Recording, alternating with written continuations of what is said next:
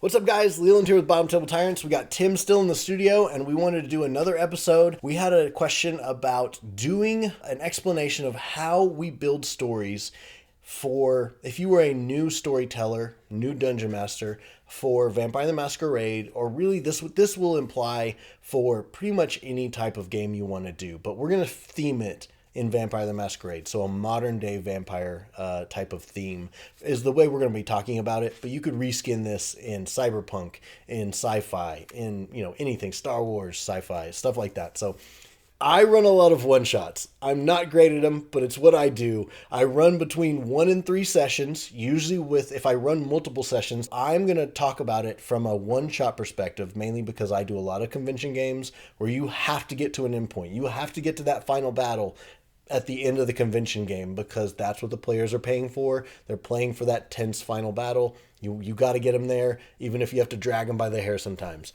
Tim's going to be talking about it. And in a long-term sense, he's run longer campaigns, days and years longer than I ever have. So he's going to look at it from that perspective. What we want to cover today is the different parts that we want to have for building a story. The intangibles, the problem, the hook, the timer. Getting there is what I say, or this is kind of the adventure. How do you get from the start to the finish? And then the final battle, the final scene. It may not be a combat, it might be a social interaction that's very tense. But how do you get from the starting of the session to the ending of the session? The start of the campaign to the end of the campaign. It needs to eventually come to a conclusion at some point. Let's start with the intangibles. The first intangible that's important to me is danger versus suspense. And I'm going to butcher this. The quote that I like to use is from Alfred Hitchcock, and it says, if they know there's a bomb on the bus, there's suspense. If they don't know there's a bomb on the bus, it's just danger. So I like to provide as much information as I am constantly giving my players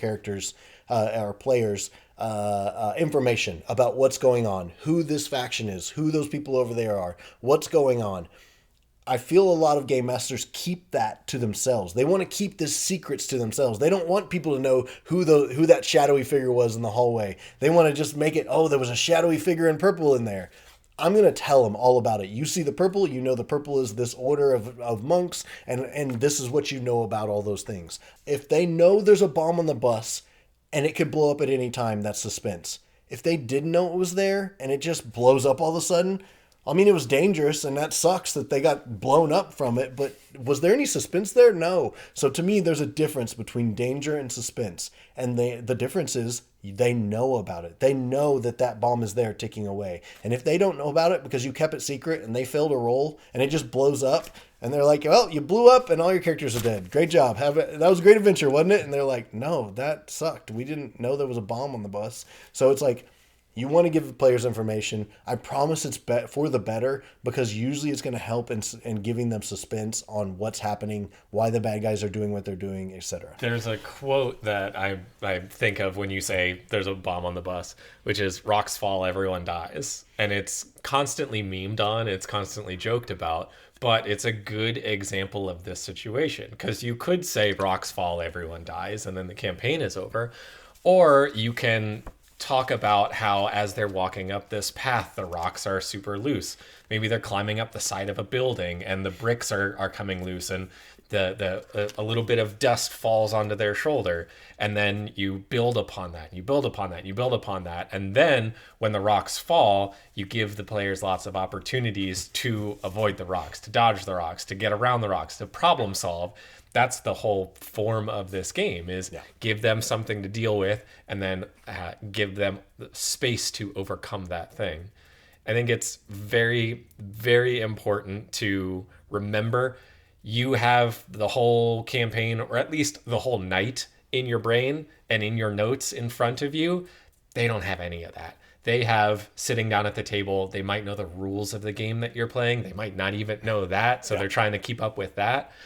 You got to dumb down the puzzles. You got to dumb down the story. You got to dumb down the explanation. You got to give them more information because they're processing it a lot slower than you are. You've had weeks or months to put it together, and they need to be able to digest it piece by piece. Yeah, we've talked about that when you're the game master or storyteller, you know the story front to back. You know where they started and where you're trying to get them. So it's a lot easier for you to understand what is going on. So you definitely don't want to assume that they get it, that all the little pieces you've given them have clued them in on what exactly is happening. So don't be afraid to spell it out a little more than what you usually would. Next thing in intangibles is pretty much what I would call high energy. It's your job, especially in a one shot, to keep the energy high the whole time. If you're running 14 campaign games, that's probably going to be a little harder to do. But if you have 4 hours at a convention, you need to keep it fun. You got to keep it light. You got to keep everyone involved. Make sure no one's drifting away from the table. No one's getting on their phone. Things like that. So high energy is important. Probably the main thing, or reach over here, is the best thing I ever found about this was the Index Card RPG. Hankerin wrote this. It's one of the best GM sections, which I have tabbed here. I don't know if you can see my blue tabs on there. But first one is going to be The Oath. And The Oath is probably one of the best GM advice sections I've ever read in a TTRPG manual. So I got this for Tim and Jesse because it inspired me so much that I was like, I have to share the word of Hankerin to my other GMs because this influenced me so much. I read this oath before I run any game. When we ran games at MiracleCon, I sit there and I go through this about 10 minutes before I start.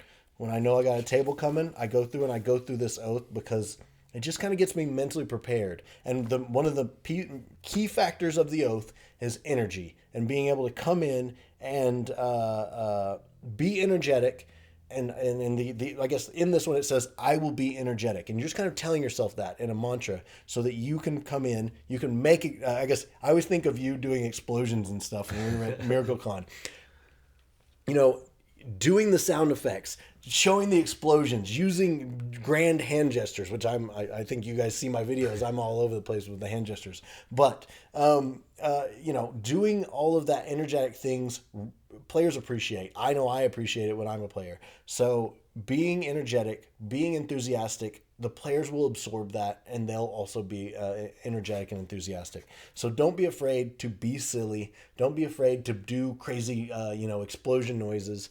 I think it's important to have characters that you can pull from that are energetic, right?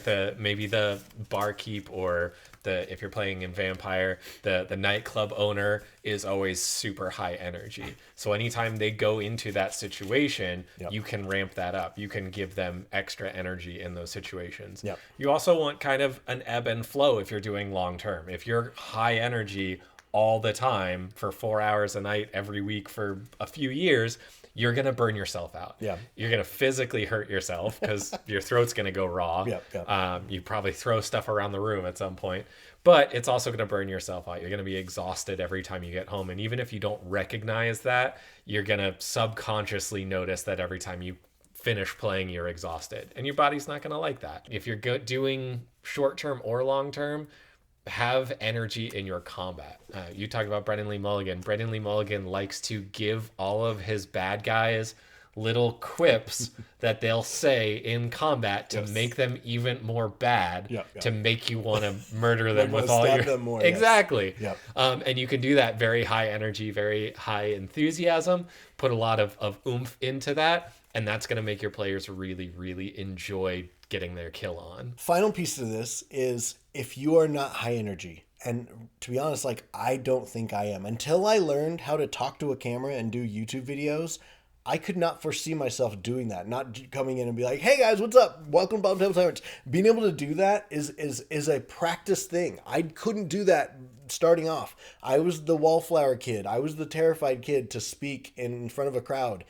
Now I can stand up in front of a whole table of guys and make a fool of myself for their entertainment, and they'll enjoy the adventure more for it. So it takes practice, and it takes practice in front of a mirror, practice in front of family, definitely things like that. Hey, you're my sounding board. Let me run through this monologue I wanted to do real quick, and see if it's funny and entertaining to you, and do I need to amp it up? Do I need to tone it down? Next piece of intangibles, I need to use as many props as I can. I need to use as many maps as I can. I'll throw up on the screen here my board that I always make for my one shots, where I have all of the characters that they're running into. I put their pictures up so players can read those and reference them and be like, oh yeah, Mr. Jones looks like that. I see that's what he looks like. Okay, I'm Mr. Shark. I guess kind of off of your point, when things start to slow down and become less energetic, guess who's going to show up? Mr. Shark, because he's going to be like, hello, vampires. And he'll show up and re-energize the group because they're excited to see him. Having those reference points up is very important, especially in a one-shot, because the players, again, like we talked about, they don't know the land of Narnia perfectly. Maybe they haven't studied the map for the last 2 years of the campaign. So they need to have that map up, big, referenceable, have names on it of the cities, things like that, so you can have it. Same thing for props. If they're going after this MacGuffin, see if you can get a prop of that MacGuffin that they're going after. To have a tangible thing that they're carrying around, that will make it mean more in a 4-hour session than it would if they had to fight for it for 4 years in a very long campaign. What about you, Tim? I would love to have props for every bit of what happens in a 2-year-long campaign, but I can't afford all of that. Yeah, exactly. When you're doing a long-term game, it's important to establish good habits within yourself and good habits within your players, mostly note-taking habits. Yes. So being able to have your notes for tonight's session, at least some bullet points, not necessarily because you need those bullet points to remember them, but so that when your players interact with them, you can make little notes off of those bullet points. You have a sort of table of contents that you can work with, and you can jot your own notes down. You also want to train your players to take good notes themselves. Yes. Yep. One of my favorite ways to do that is at the start of each session, I don't do recaps. They do recaps. And every time one of my players can give me a bit of information from the previous session and share that with the table, I reward them in some way. Mm-hmm. If it's Dungeons and Dragons, they get inspiration. Other systems, maybe they get an extra dice or an extra blood pool or whatever the case may be. You want to get them to have a in-game way of benefiting from doing the good thing out of game. And that's going to help them keep track of all of those little things that happened 2.5 months ago way better and take some of that load off of your shoulders. Yeah, definitely. Rewarding those player characters, to me, I always kind of call it advances. So what I usually do is, if we say play a 4-hour game, we'll probably have 2 breaks in there most of the time, maybe 3. Real quick breaks where we take 10 minutes, go to the bathroom, check your cell phone, chat, grab some snacks, come back to the table, we'll start. I usually do advances then. When you take breaks or when you jump between sessions, if you're doing a short session campaign, do advances for your player characters so they all kind of, I guess, equally grow. Because if you have just that one mega power sword that they find, only one guy can use that. And now he's become very powerful while the other player characters are still kind of just themselves, which can, to me, unbalance the game. I've had a magical item totally throw off a game where one player character could just like one-shot every monster I created.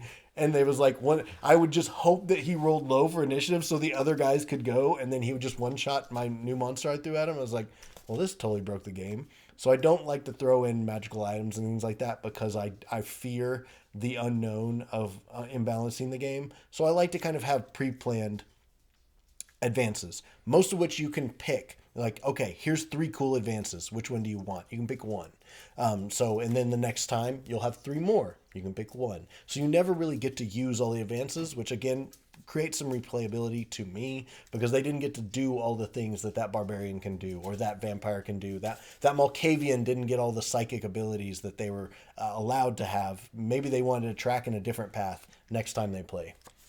It's also really beneficial when you're doing a one shot that you can give someone something that is a one-time use that is very impactful. Yeah. In a larger campaign, that might be forgotten over the span of a couple of months, mm-hmm. or if it's used and then it solved this one little problem, now way down the line there's new problems and they don't think about it anymore. We have a guest in the studio. I'm getting very My distracted. dog is down here. She's sleeping. Sweet.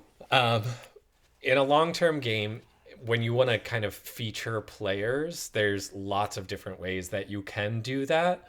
I actually don't like the tonight's session is your session. Yeah. Because if you do that, then by the third or fourth time that you do that, as you're going around the table hitting on each player, by the time you get to the fourth person, the first person says, oh, okay, tonight is not my chapter. I don't need to pay very much attention. Yeah, I can see that. And you have to be very careful about not letting them fall into that trap of, we'll get back around to one of my games in a couple weeks. Yeah. I'll pay attention then. Yes. Definitely. You can do it on a much shorter term scale. And I love doing this. In a D&D campaign, I gave my players mounts that they could ride from city to city on. But they had to tame their mounts. So we had one session in a coliseum where they each took turns bonding with their mounts. And you kind of come up with a unique way for each character to bond with that thing or to connect with that thing based on the way that that player plays that character or the way that that character should work. So the barbarian has to wrestle it to the ground and the rogue has to sneak up behind it. And you let them interact that way. Yes, I love it. You can do long-term things, and this kind of gets into how I recommend coming up with the here to there, as you called it, which is you can have a starting point. I don't recommend writing your end point in pen, but I do recommend at least coming up with chapters that you can get through along the way. And if a player has given you a great backstory and you want to engage with it and you want to make something about that backstory so that player feels really engaged, you can make that one of the chapters along the way. That way, when they get to that, they feel like they are important and featured, but it's not just that whole session about them. It is, how can their team support them through their journey through this chapter? That way everyone feels involved in the focus on that one player. Yeah, definitely. And you could do this with vampires. I'm trying to tie it back into vampires. You could definitely, dive into sires. You could dive into just being Malkavian, being Ventru, kind of those lore, back history, important characters in their clans, things like that, where you could tie it in to... I agree now that I'm seeing it through your eyes of I definitely don't want to have the player characters be like, oh, it's Venture Night. I can totally tune out today because I'm a gangrel. The final intangible I have here is horror, and I feel that's important, especially for Vampire the Masquerade, because this is a horror game to me. I think the horror to it is you are a monster. And you're trying to figure out how to deal with the fact that you're a monster is terrifying to most. I feel it would be just coming into the understanding that there's no going back. You are a monster, and you will only get worse over time. You will only become more of a monster over time as you lose your humanity. There's no regaining it. There's only losing it.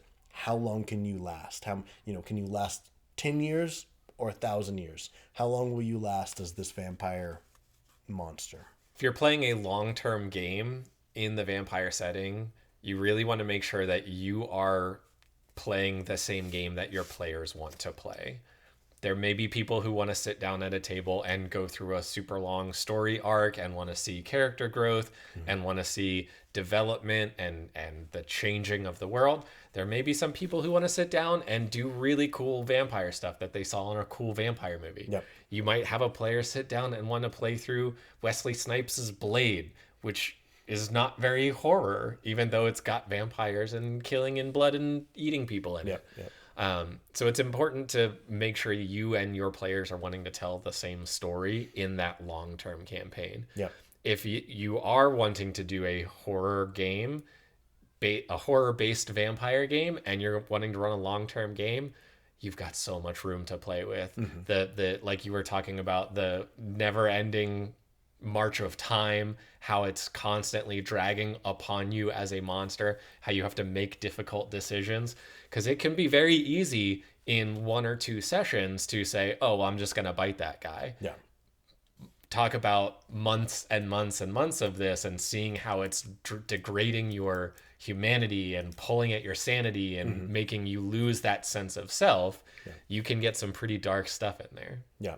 And then I guess that is very true. And I run Vampire the Masquerade very action oriented. I feel like that and I've seen comments on some of you guys that comment on our Vampire the Masquerade videos of like, you're not doing it right. And it's like, I get it. There are different ways to run Vampire the Masquerade. It can be way more dark.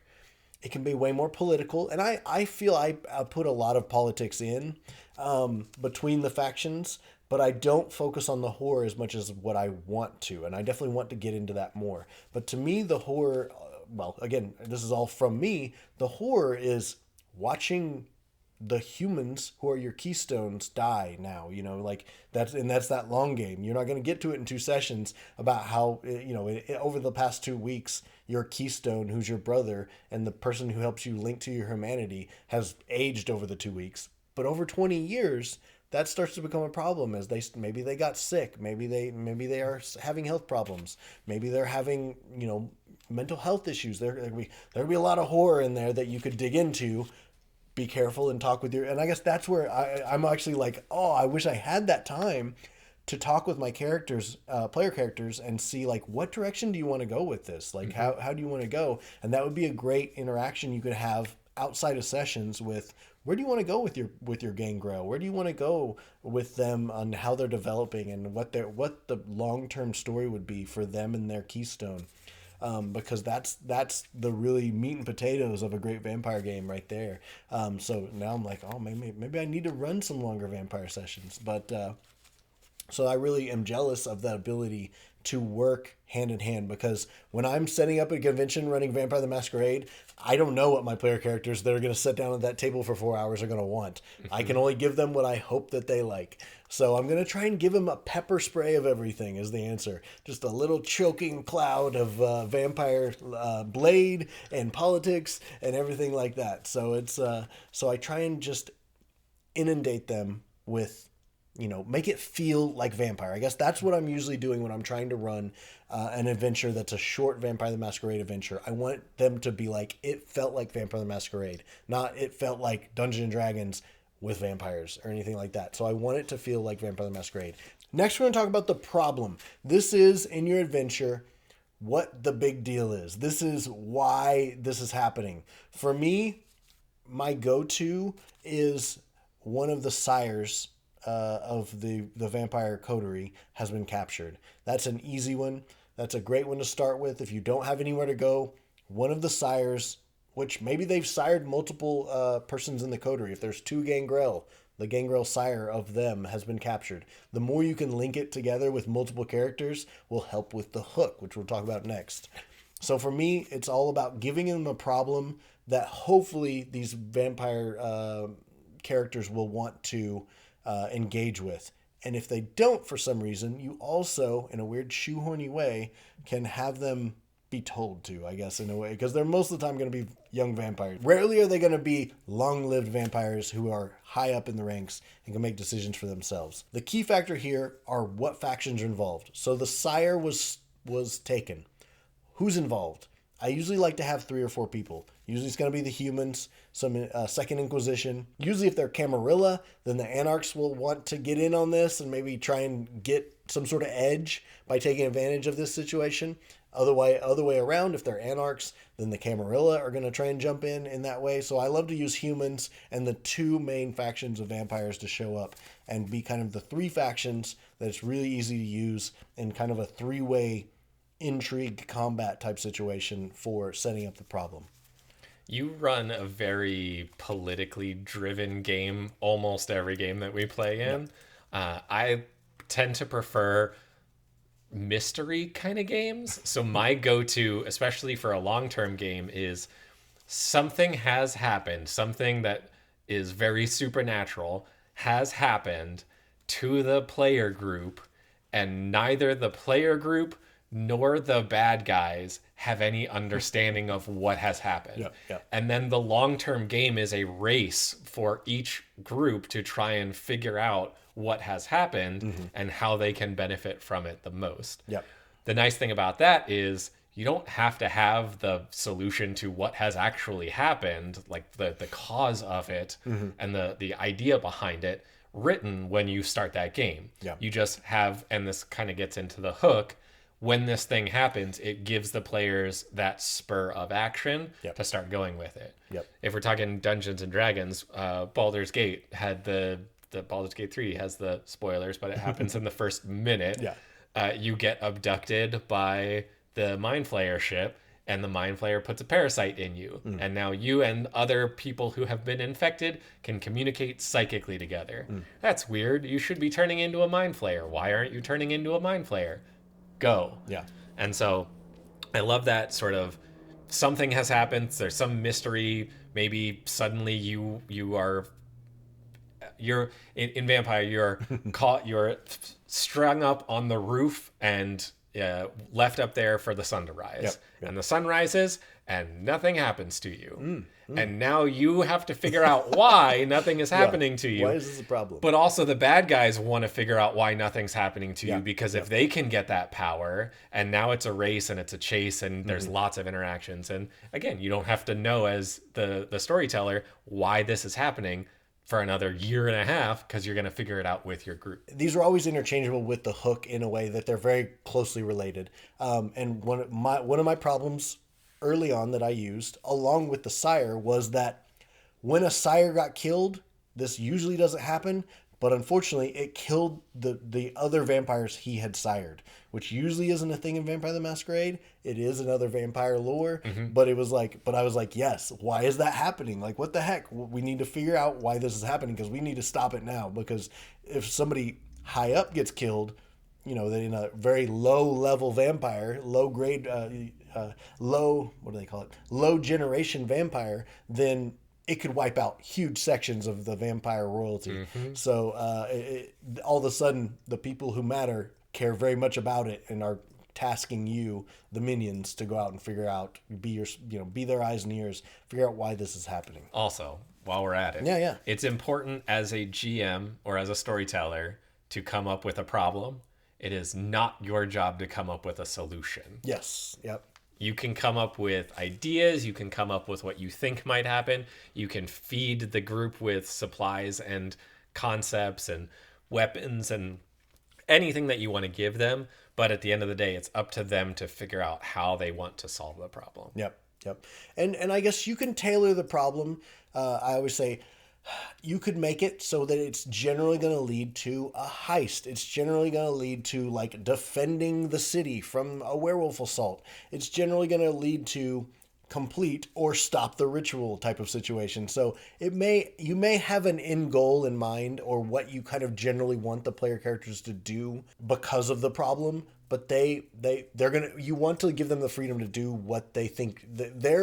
They may decide, instead of a heist, we're going to, do this instead, and do a totally end around, most of the time better idea than what you had in the first place. And you're like, you know what, screw the heist. Let's do your idea. That's way better. So don't be afraid to let them completely trample on what you originally had thought up, and just roll with it and try and fit it in as you can. It'll work, I promise. So, because the more that it's their idea, I promise you, the more engaged the players will be, and the more excited and pumped about it they'll be. The hook. This is the second part of this one. Why do the PCs care?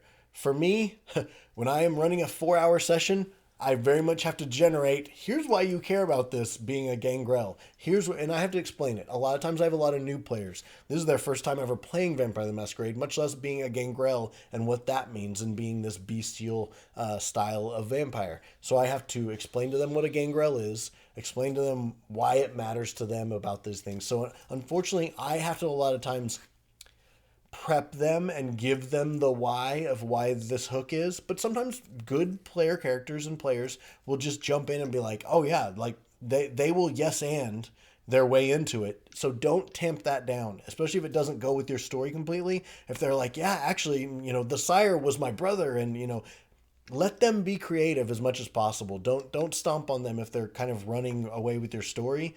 Let them have some lead to be creative in that situation, because the more that they can invest themselves, like we talked about with the adventure type of going versus a heist versus something else, if they are getting invested for their own reason, don't stop that. Let them go with it. It's a very good situation to be in when your players are adding to the story instead of just sitting there along for the ride. When you're talking about a long-term game and you want to talk about a hook, the problem, the hook, and the getting there kind of all connect with each other.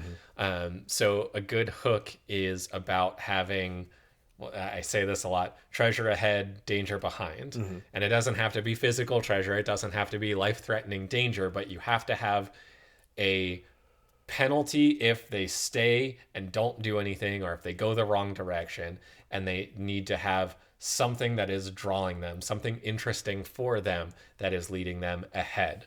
So in the instance of something supernatural, we talked about my example of being strung up on the rooftop and the sun doesn't kill you. Well, the danger behind is now all of the most powerful vampires in the city are coming after you. They're sending all their goons. They're going to try and find you. So you, need to find hiding or weapons or something to defend yourself, because it's going to get real bad real fast. But that treasure ahead may be understanding why it is that you have this newfound power or lack of this weakness. And so that treasure may be finding a doctor or a scientist that has some knowledge of the way that the photosynthesis affects vampires and things like that. So it gives them a reason to explore. And when you tie that hook into that problem, it also kind of writes the first steps of your getting there. It says, okay, if they're going to try and find a solution to this, I need to throw a couple of crumbs out to them, and it's probably going to lead to, like I said, this doctor or this hideout or this group that has offered sanctuary, whatever the case may be. And so you're kind of starting to put those first steps of your story together from your hook. And this also bleeds, like you're saying, it bleeds into the getting there part. Don't be afraid to give them exact people to go to. In the examples, like you were saying, where can they get some weapons? I usually will say, well, you know, their guide, usually going to be Mr. Shark in my instance. Mr. Shark's going to be like, oh, that's easy. You can just go to the Giovanni's. They always have every M16 that they, in the whole city stored up in their restaurant. So you've given them a direct thing to go do. You've given them a task. But you want to give them multiple. So the next is, or maybe they want to go hide instead. Okay, well, the Red Gangrel, they hide out in the sewers. You can go hide in the sewers with them. They could probably keep you safe. Or then also they want to, like, what if we want to go research? Maybe someone knows why we didn't burn up. Oh, well, that's an easy one. The Tremere, they research all of the lore of the vampires. They have massive libraries that they've hidden in the subways. And so there you go. You've given them 3 different directions they could go with that hook, and they're now invested. They find, you know, with a hook like this, they want to find out why they didn't burn up. That's a good one. I like involving them in it. It affects them. Therefore, that's a great way to hook them in. And also, you've given them 3 options of 3 completely different directions to go concretely, that they can say, I want to go to the Giovanni, I want to go to the Red Gangrel, or I want to go to the Tremere. And now you're off. My favorite video game is The Outer Wilds, which is a mini solar system space exploration. It is go to a place, find some writing, find some ruins, learn about that thing. Your ship's log records everything that you've learned, and then you go to some other place and you can kind of follow the trail of different characters. One of the most brilliant things that they do in that game is when you first go up to get the launch codes for your ship, the first thing you do in the whole game, person who gives you your launch codes, because they're all nematode, hermaphroditic nematodes.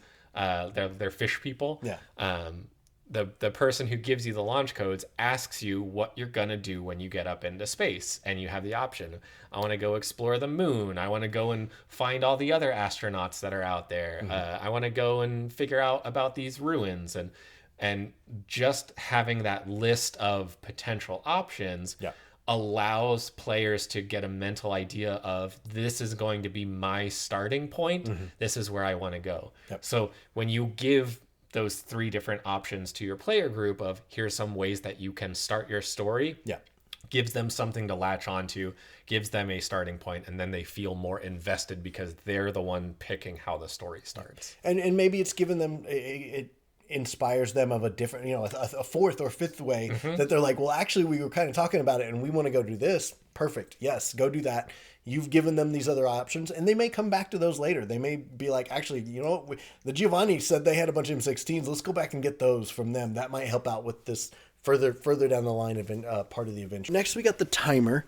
The timer to me is especially important when you're running one shots or very small session games where you're running 1 to 3 sessions. You have to end it. So you have to give the player characters a reason to hurry the heck up. So why are they supposed to be going so fast? Why do they need to get this figured out? And kind of we've answered this somewhat already, is usually because someone's breathing down their neck, is almost, not always, but very likely to be used as the reason why, is someone's coming after you. If they catch up with you, it's going to be bad news because they're more prepared, they're more stronger than you, etc. So what would your timer ideas be for Vampire the Masquerade? If you're doing short-term games or one-shots, there's all kinds of stuff. You have been poisoned, and your blood is going to effectively fizzle out at the end of the session unless you can find the antidote. You're trapped in a facility that is entirely made of mirrors. And if you don't figure out how to get out and stop the guy before the sun rises, then everyone's going to get torched. You can put a lot of different types of timers out there. Most of them are going to be impending peril, because that's the easiest to do. Doesn't mean it's a bad thing to do. It just pays to make it more interesting than just... Like, I even now I'm going to mock my own poison idea. The poison idea is kind of a boring idea. But if you can come up with a good twist to it, a good reason for it to exist that ties into the story, then it can be good and impactful. You can also do the impending doom of someone that the characters care about. A little bit harder to do in a one-shot. If you're doing like a 3 to 4 session, that can be easier because then you can let them get attached in the first session and then put that person in peril in the second and third session. But yeah, you typically impending doom in the short term. And I like the literal like ticking clock, like you're saying, of the poisoning. Long-term games, campaign games, you don't need as specific of a timer. I think it's important to remember that things can take a while if you have time to let things take a while.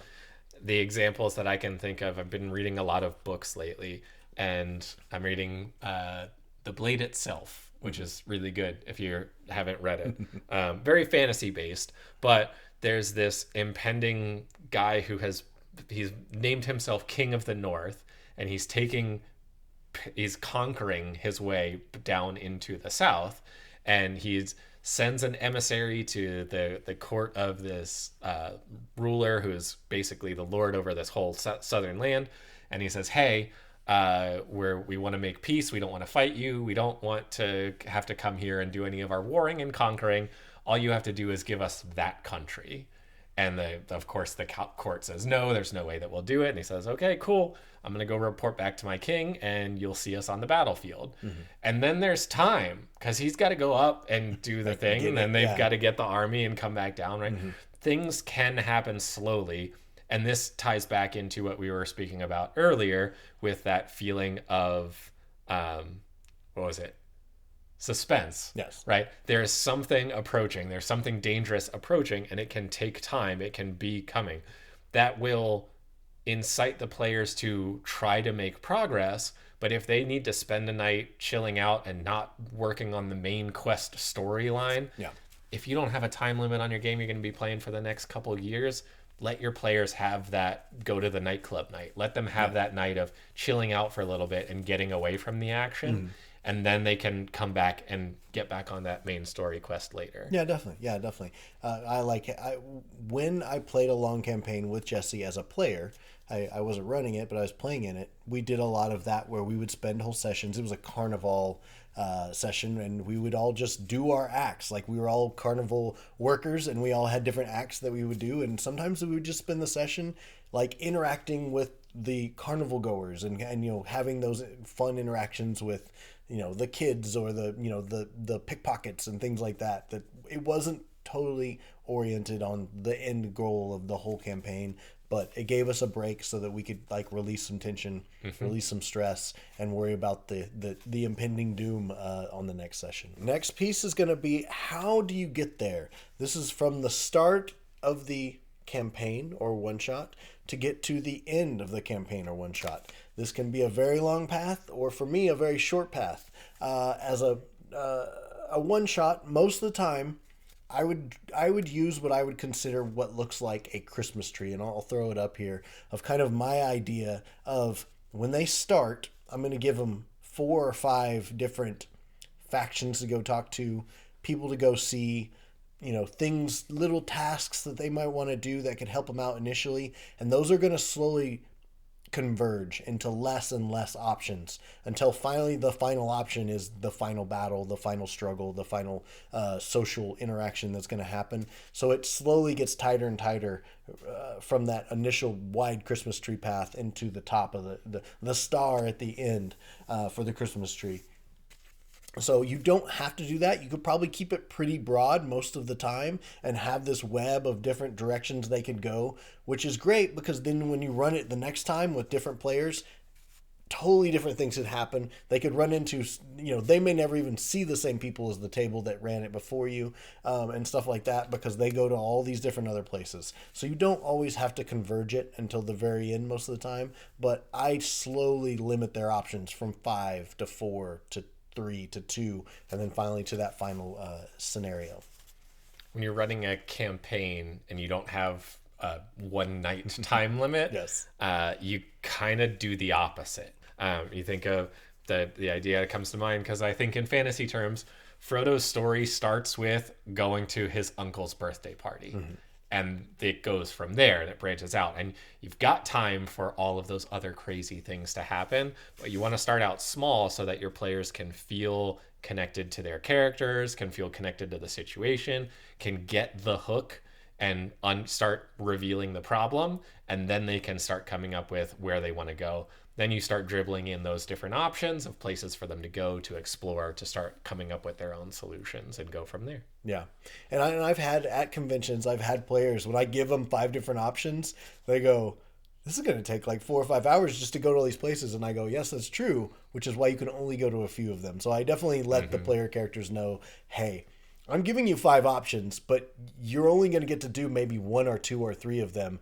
So choose wisely. Okay, now the climactic finale. For me, that's going to be the end of the 4-hour session in most cases for me. Sometimes I will set it up so that it will be, if I do like a 3 session, I hope that I can finish in the 2nd session. But then I always have that 3rd session as a fudge session so that I can make sure we have ample time because you don't want to cut it short. I have run one-shots where by the time we got everyone where they needed to be, and mainly to regroup our group that had scattered and gotten split up, to get everyone back together, I had like 10 minutes left in the time limit, and we did a final battle, but it was a very quick, short, abrupt final battle, and I feel that took away from it. It didn't make it as like fun and interactive as it could have been, but also it wasn't as long and drug out. So I'm sure there were some people that were like, I love just finishing it up and being done. We accomplished what we needed to do. We didn't need to drag the battle out into this big epic thing. So some appreciated it. I felt I'd let them down because I didn't get them back together in time to give them the full finale that I feel you want to lead up to in a short campaign. So it's important to manage your time. And if possible, if you have multiple sessions planned or short sessions planned, you always kind of do at least one fudge session so you can give that final conflict time to breathe and time to be appreciated. Same thing applies to a long-term campaign. If you're approaching that final climactic battle or final climactic confrontation and you've got an hour left in your night before everyone has to go, just call it. Just call it there. Start the next night with the beginning of the climax and go from there. The other most important thing is your climax in a long-term campaign is not the last game of that campaign. You have spent months, if not years, with these people writing and coming up with a story together. When they beat that final boss right at the end of the night and everyone jumps up and cheers, that is the second to last game, and there is an epilogue game that happens after that. Yep.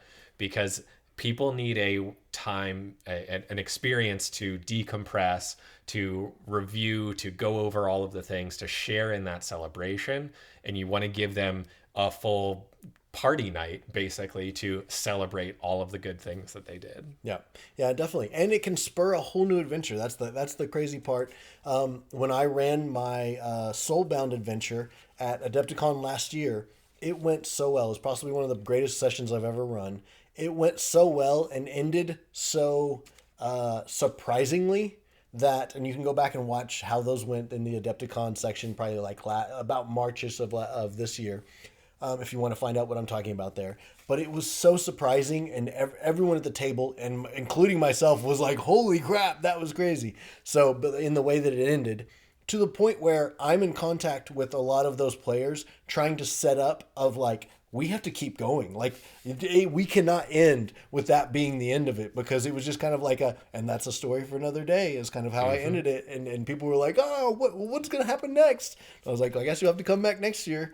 So I've already built a new adventure off of all of the things that happened in that for those players, and I hope that we can get the majority of them back to sit at the table and continue that adventure on for part 2 of like the reckoning that is going to happen because of their choices in the first adventure. So it's really, that to me, it's like that's what you want to have happen, where your players are like, I cannot wait to get back to the table because of this thing that happened. All right, guys, I know this was a long one, but I really appreciate you guys hanging in there. We are going to Adepticon early next year. It's March 2024, the 20th through the 24th. We're running double the games this year. We got 2 more Tyrants coming with me. I'll have Noble and Joseph assisting with running games. We're running Mech Warrior, the Battletech RPG. We're going to run the Warhammer 40k Wrath and Glory again, all new adventures. So if you guys who are watching may have set in with us on that, it's going to be all new adventures. So please sign up again. And then Soulbound, same thing, all new adventures for Soulbound. We'll be running 2 of those this time instead of just 1. Morkborg is on the table for Noble. He'll be running that with us. And then we have Vampire the Masquerade, which was highly requested with the players because that's kind of where my background is. So a lot of the players were like, oh, you run that? Please run that next year. So we're running a Vampire the Masquerade. And then I'm most excited to have Joseph run Eat the Reich, which is also a vampire-related adventure, and it's kind of World War II. You're a vampire assassination squad who drops into Germany to take out Hitler. So it is a amazing adventure, and I'm super pumped about it. I'm going to run some with just the guys here because I'm really excited about this. So they are going to get to preview it, and we're going to try and work the kinks out because it's a brand new system that came out from Rowan, Brook, and Deckard, who also makes Spire and Heart, also great games. Please check all 3 of those out. All of their RPG stuff that I have run into has been amazing. But don't be afraid to come find us and ask if there's open seats, because there generally is at least 1 or 2 open seats most of the time. That's all we got for today, guys. Thank you for following us, and we love you. Leland and Tim out.